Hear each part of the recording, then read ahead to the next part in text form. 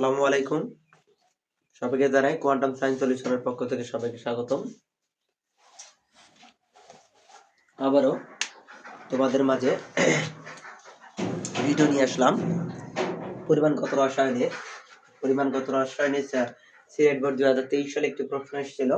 এটা একটু ভিন্নধর্মী। এখানে তিনটা পাত্র দেওয়া আছে, সেই তিনটা পাত্রের জন্য ঘনমাত্রা প্রকৃতি, তিনটা পাত্রের প্রকৃতি কেমন হবে এটা একটা প্রশ্ন। আর একটা প্রশ্ন হচ্ছে জেড পাত্রে 40 ml পানি যোগ করলে, তার মানে এখানে যদি আমরা 40 ml পানি যোগ করি সেক্ষেত্রে দ্রবণের ঘনমাত্রা কত হবে তা ppm এককে আমাদের প্রকাশ করতে বলছে। তো কোনো কিছু যোগ করা মানে কি লঘু করা বা পাতলা করা, সেক্ষেত্রে আমরা জানি যে S1 V1 S2 V2 এই সূত্রটাতে আমরা কাজ করি। অর্থাৎ যদি কখনো কোনো কিছু যোগ করতে বলা হয়, পাত্রের মধ্যে যোগ করতে বললে অবশ্যই এই সূত্রটা ব্যবহার করতে হবে। S1 V1 S2 V2 এই সূত্রতে আমাদের কাজ করতে হবে। তো যাই হোক, আমরা কাজ শুরু করে দিই। কাজ শুরু আগে অবশ্যই তোমরা যারা আমার ভিডিও প্রতিনিয়ত দেখে থাকো তারা অবশ্যই কমেন্ট করবা এবং লাইক করবা, লাইক দিবা এবং তোমাদের বন্ধু বান্ধবদের সবাইকে শেয়ার করে দিবা। এবং যারা আমার চ্যানেলটিকে এখনো সাবস্ক্রাইব করোনি তাহলে অবশ্যই সাবস্ক্রাইব করবা। জেট পাত্রে আরো যদি 40 ml পানি যোগ করা হয় তাহলে দ্রবণের ঘনমাত্রাটা কত হবে, তাহলে আমরা জানি যে পাত্রে, এটা আমরা কি বলি, এটা যেমন যে পাত্রে আছে, যে পাত্রে যোগ করব সেই পাত্রে যেটা আমাদের আছে, এটা আমাদের এখানে কি আছে 10% আছে, 10 ml আছে, তাহলে আমাদের এখানে ঘনমাত্রাটা বের করে নিতে হবে। দেখো পার্সেন্টেজে যদি থাকে সেক্ষেত্রে আমাদের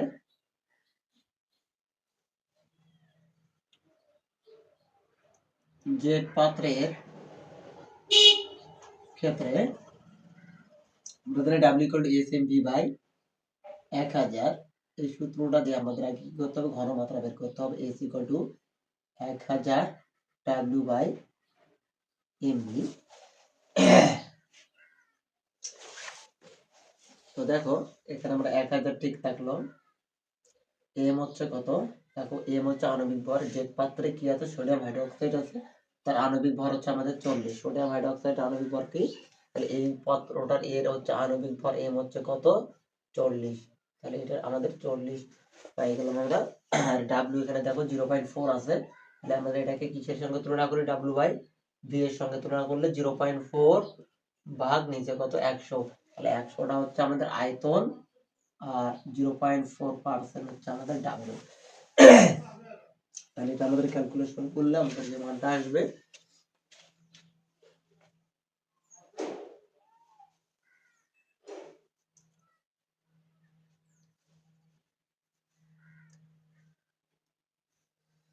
তো 1000 গুণন 0.4 ভাগ 40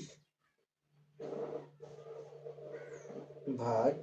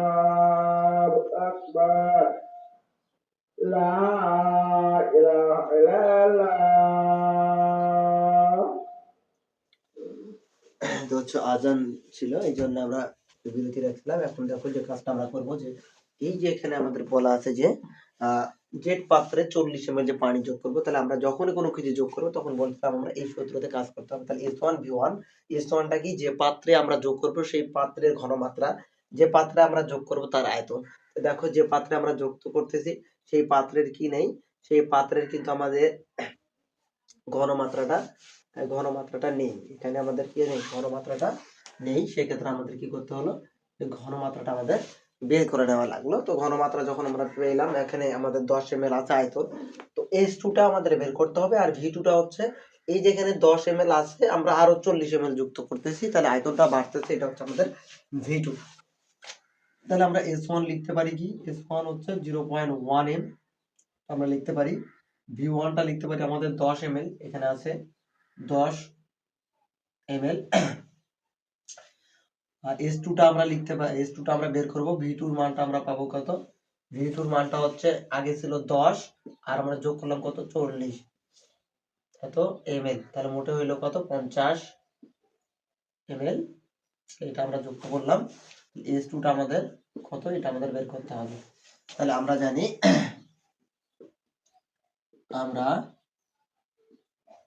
আমরা জানি S1 V1 equal to S2 V2। তাহলে এটা যদি আমরা ক্যালকুলেশন করি, S2 এর মানটা আসবে এখানে, তাহলে S1 V1 ভাগ হচ্ছে কত, V2 দ্বারা। এটা সম্পূর্ণ এখানে আসবে আর এটা সম্পূর্ণ এদিকে পার হয়ে যাবে, আর এটার সাথে এই S2 এর সাথে V2 গুণ আছে, V2 ভাগ হয়ে যাবে।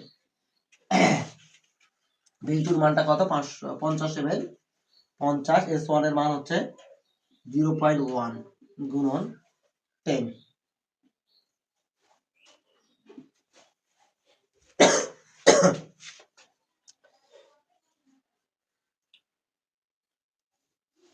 0.1 গুণন ভাগ হচ্ছে 50, 0.02 m। তাহলে এই ঘনমাত্রাটাকে আমাদের আবার কিসে নিয়ে যেতে হবে, ppm একক, কি এককে, ppm একক।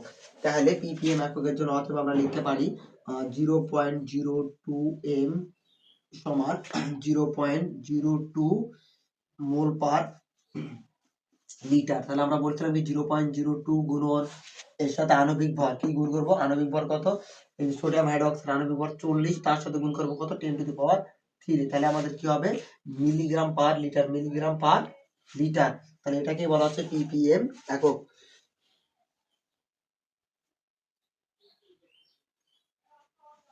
তাহলে 800 মিলিগ্রাম পার লিটার বার, এটাকে লেখা যায় ওদের ঘনমাত্রা হবে এককে ঘনমাত্রা 800 মিলিগ্রাম পার লিটার। তাহলে ppm এককে যদি হয় তাহলে আমাদের এই মানটা চলে আসবে। তাহলে দেখো, যদি আমরা কখনো কোনো কিছু যোগ করি তাহলে অবশ্যই এই সূত্রতে করতে হবে। আর এই সূত্রতে করার উদ্দেশ্য হচ্ছে কি, আমাদের লাগবে কি, S1 লাগবে, V1 লাগবে। তাহলে S1 হচ্ছে কি, যে পাত্রে আমরা যোগ করব তার ঘনমাত্রা, যে পাত্রে যোগ করব, তার মানে এই যেখানে আমরা কি করতেছি 40 ml এটা যুক্ত করতেছি, তার মানে এই পাত্রে লাগবে কি ঘনমাত্রা, সেক্ষেত্রে ঘনমাত্রা দেওয়া নাই, আছে কি একটা পার্সেন্টেজ করে দেওয়া আছে। তাহলে যেহেতু পার্সেন্টেজ করে দেওয়া আছে, সেক্ষেত্রে অবশ্যই আমাদের পার্সেন্টেজ থেকে এস বের করার সূত্র হচ্ছে এই যেটা, এই ফর্মুলা ব্যবহার করে আমাদের কি করতে হবে, এখান থেকে এস এর মানটা আমাদের বের করতে হবে। আর V2 টা হচ্ছে কি, যে 40 ml পানি আমরা যোগ করতেছি, আগে ছিল কত, 10 ml, আবার যুক্ত করলাম কত, 40 ml, তাহলে মোটে হইলো কত, 50 ml। আর S2 টা তাহলে এই যে আমাদের 0.02 মানটা চলে আসলো, সেই মানটাকে আমরা লিখতে পারি কি, এত মোল পার লিটার। আবার তার সঙ্গে যদি আমরা আণবিক ভর এবং 10 টু দি পাওয়ার 3 যদি গুণ করে দিই, তাহলে কি আসে, মিলিগ্রাম পার লিটার। যে এককটাকে তাকে মিলিগ্রাম পার লিটার, এটাকে বলা হচ্ছে কি ppm, এটাকে বলা হয় ppm। আশা করি তোমরা এটা বুঝতে পারছো।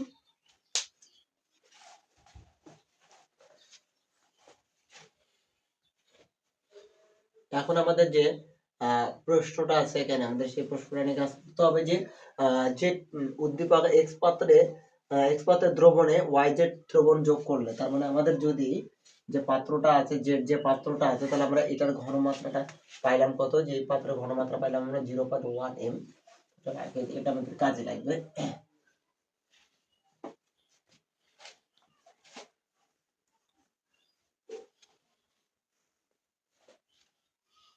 আমরা ঘ নম্বর প্রশ্ন সমাধান করব।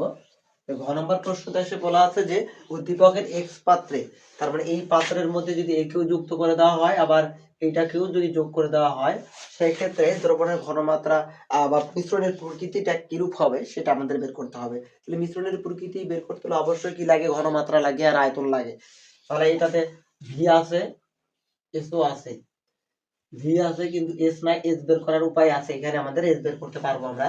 আর এখানে আমরা এস তো বের করে দিচ্ছি 0.1, তাহলে এখানে আমাদের এস আছে, ভি আছে।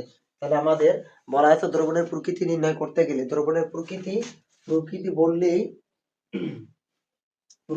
আমাদের এস আর ভি দেখবো, এস আর ভি আছে কিনা, কি দেখবো, এস আর ভি, ঘনমাত্রা আর আয়তন, এই দুইটা বস্তু আমাদের আছে কিনা। ঘনমাত্রা আর আয়তন যদি থাকে আমরা অবশ্যই দ্রবণের প্রকৃতিটা খুব সহজে নির্ণয় করতে পারবো। তাহলে আমাদের এক্স পাত্রে কি আছে দেখো তো, এক্স পাত্রে সোডিয়াম সালফিউরিক অ্যাসিড আছে, এখানে সোডিয়াম কার্বনেট আছে, এখানে সোডিয়াম হাইড্রোক্সাইড আছে। তাহলে ক্ষার আছে কয়টা, দুইটা, একটা সোডিয়াম হাইড্রোক্সাইড আর সোডিয়াম কার্বনেট। তাহলে দুইটা আছে ক্ষার আর একটা আছে সালফিউরিক অ্যাসিড। তাহলে মিশ্রিত করলে এর সাথেও বিক্রিয়া হবে এর, আবার এর সাথেও বিক্রিয়া হবে এর। তাহলে আমরা প্রাথমিক অবস্থায় যদি বিক্রিয়াগুলো করে নিই তাহলে বেশি সুবিধা হবে। এবং দেখো এই পাত্রের ঘনমাত্রা নাই, সেই আমরা ওই পাত্রের ঘনমাত্রাটাকে বের করে নিই, সাইড করে রেখে দিই। তাহলে আমরা জানি জেড পাত্রের ক্ষেত্রে বের করে নিই, ওয়াই পাত্রের ক্ষেত্রে যেহেতু আমাদের ওখানকার কি নেই, ঘনমাত্রাটা নেই, অর্থাৎ আমরা ঘনমাত্রাটা বের করব। এস ইকুয়াল টু আমরা লিখতে পারি কি 1000 W/mv। 1000 গুণন, দেখো এখানে লেখা আছে 1.5, নিচে আছে কত, এম হচ্ছে আণবিক ভর, সোডিয়াম কার্বনেটের আণবিক ভর হচ্ছে 106, ভি হচ্ছে আয়তন কত 20। তাহলে আমরা এটা যদি ক্যালকুলেশন করে ফেলি,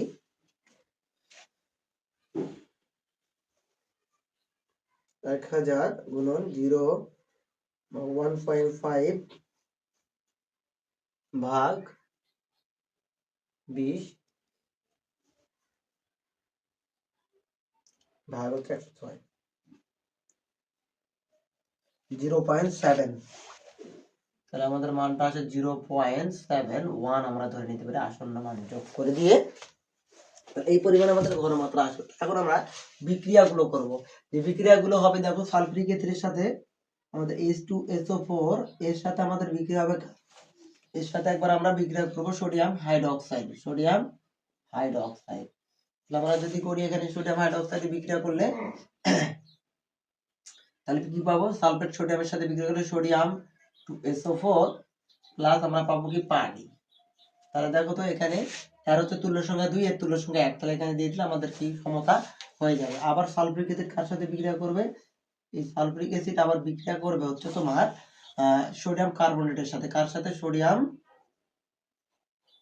কার্বনের সাথে। এখানে বিক্রিয়া যদি করে তাহলে এখানে আমরা কি কি পাবো, দেখো এখানে আমরা পাবো sodium 2SO4 plus carbon die oxide plus পাবো আমরা পানি। তাহলে এখানে দেখো এখানেও 2 মোল আছে, এখানেও 2 মোল আছে, অর্থাৎ এখানে তুল্য সংখ্যা 2, এখানকার তুল্য সংখ্যা 2, কোনো কিছু করতে হবে না। তাহলে আমরা লিখতে পারি যে 1 মোল H2SO4 ইকুইভ্যালেন্ট 2 মোল আমাদের সোডিয়াম হাইড্রোক্সাইড, 2 মোল সোডিয়াম হাইড্রোক্সাইডকে প্রশমিত করতে পারে। আবার 1 মোল সালফিউরিক অ্যাসিড ইকুইভ্যালেন্ট কত মোল, 1 মোল সোডিয়াম 2CO3। 1 মোল সালফিউরিক অ্যাসিড করে কত মোলকে, 2 মোলকে প্রশমিত করতে। আবার 1 মোল সালফিউরিক অ্যাসিড করে 1 মোল সোডিয়াম কার্বনেটকে। আবার এইটার জন্য দেখো, এইটার জন্য আমরা একটা কথা লিখতে পারি যে 1 মোল সোডিয়াম 2CO3 ইকুইভ্যালেন্ট আমরা লিখতে পারি 2 মোল OH মাইনাস কত, যে 1 মোল sodium carbonate equal to 2 mole OH, আমরা এটা লিখতে পারি, এটা মনে রেখে দিবা যে 1 মোল সোডিয়াম হাইড্রোক্সাইড সমান সোডিয়াম কার্বনেট সমান 2 মোল আমাদের কি লিখতে পারি, OH লিখতে পারি। তো এখন আমাদের যে কাজটা হচ্ছে কি, এক্স পাত্রের ঘনমাত্রাটা, এক্স পাত্রে কি আছে সালফিউরিক অ্যাসিড, তাহলে এর মোট মোলটা বের করে নিব। তাহলে এক্স পাত্রে কি আছে, অ্যাসিড আছে, তাহলে আমরা কি পাবো, এইচ প্লাস পাবো। এক্স পাত্রে এইচ প্লাস এর মোট মোল, এইচ প্লাস এর মোট মোল, N equal to S V L গুণন ই। এস কত, এইচ হচ্ছে এই পাত্রে 0.21 গুণন ভি কত 50 ভাগ হচ্ছে কত 100, 1000 গুণন তুল্য সংখ্যা, সালফিউরিক অ্যাসিডের তুল্য সংখ্যা কত 2, আমরা এখানে 2 দ্বারা গুণ করে দেব।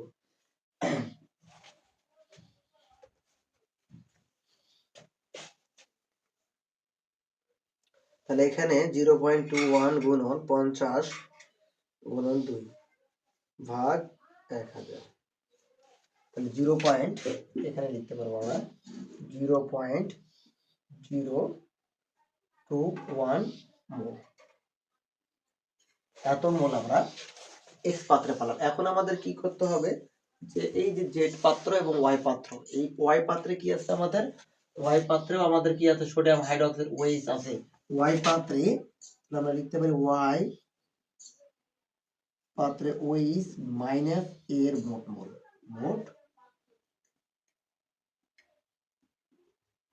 মোল n equal to S VL গুণন ই।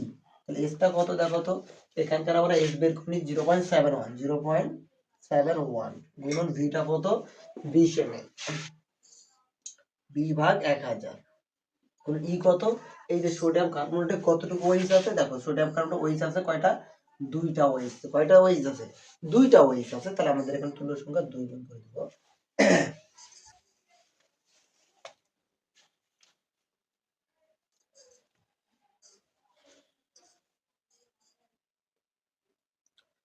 0.71 গুণন 20 গুণন 2 ভাগ 1000, 0.0284 মোল।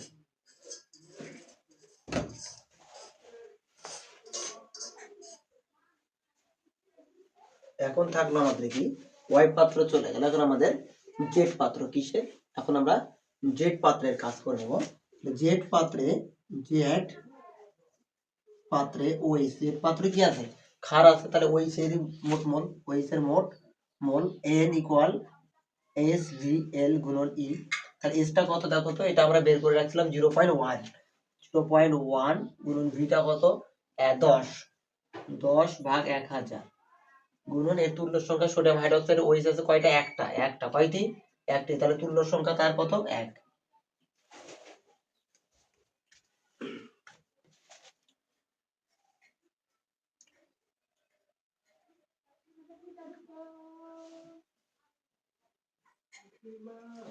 জিরো পয়েন্ট 001 মোল।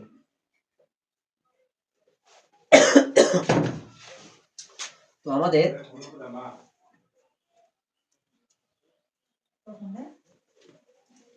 এখানে দেখো ওইস আছে কয়টা, ক্ষারের পরিমাণ বের হয়েছে 2টা, কয়টা ক্ষার, এখানে একটা ক্ষার বের হয়েছে, এখানে একটা ক্ষার বের হয়েছে, আর আমাদের একটা অ্যাসিড আছে, অ্যাসিডের পরিমাণ 0.021, আর এখানে দেখো আমাদের ক্ষার আছে 2টা, তাহলে ওইস মাইনাসের মোট মোল আমাদের লিখতে হবে কি, ওইস মাইনাস এর মোট মোলটা আমাদের বের করে নিতে হবে, আসলে কতটুকু বেরা আছে, মোট মোল n ইকুয়াল, তাহলে এখানে আমরা যোগ করে দেব, এটা 0.024 0.0284 যোগ আর একটা বের হয়েছে আমাদের 0.001 এত মোল।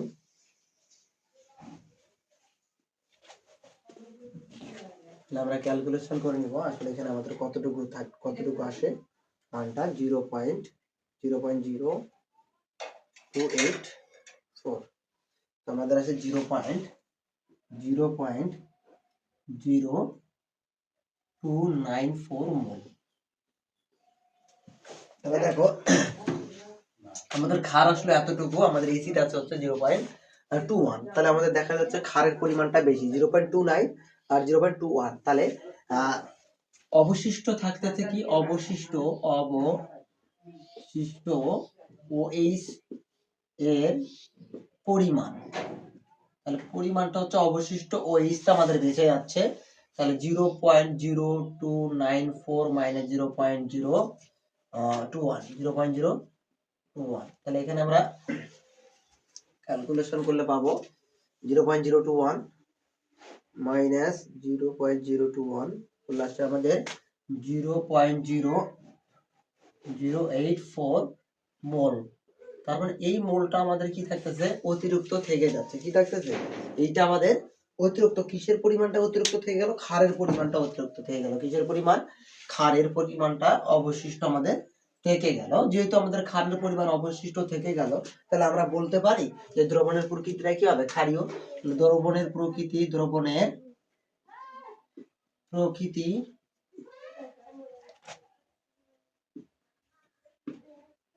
ক্ষারীয়। যেহেতু আমাদের ক্ষারের পরিমাণ বেশি আছে, তাহলে আমরা বলতে পারি দ্রবণের প্রকৃতিটা হচ্ছে ক্ষারীয়।